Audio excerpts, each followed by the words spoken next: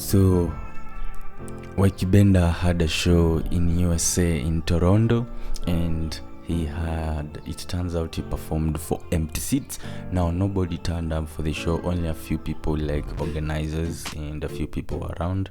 And this is not the first time for an East African musician.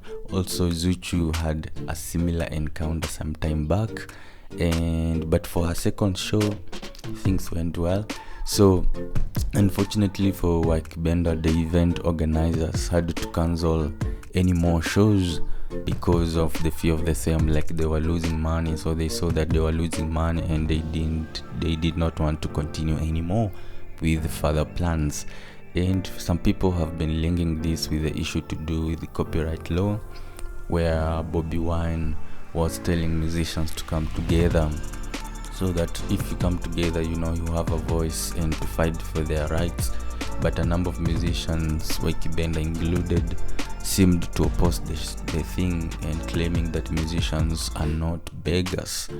And so this was during the Lubwama's funeral, and where some heated words were thrown around, and some people feel like Ugandans in USA failed to turn up for the show because they disrespect how Ykee Benda disrespected Bobby Wine. Of course, this might be the reason, or maybe then they were just too busy for the event, or there could be 1,000 of reasons. But one important thing to note is that whenever you have African musicians in the US, they don't only depend on people from their country to turn up for their shows. If you have Tanzanians, mostly you will have Kenyans, let's say East Africans will turn up for their shows. And when you have like Kenyans, you are most likely going to get East African as well, and some few West Africans. Same to when you have like an artist from Zimbabwe, you're going to have some East Africans, some West Africans, some South Africans. So there's that dependence. You can't just depend on people from your country.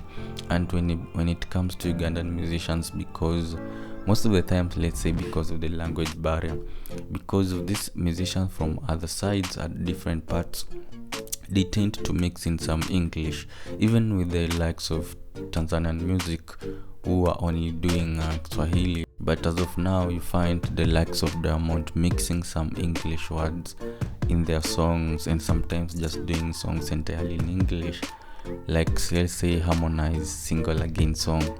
The essence is they're trying to target more, like to widen their audience beyond their country, so that when you have shows outside of the country where you're not only depending on people from your country, you can have a lot or a number of people turning up for the show because they know you, they know how they can sing your song, they know they can enjoy your songs, and maybe they have listened to some of your songs before.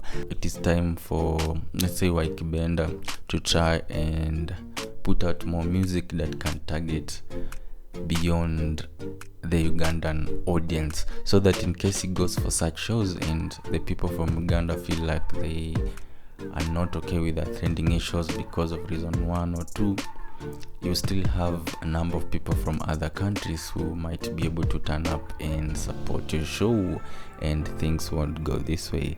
In the meantime, I hope you stay safe and see you in the next one.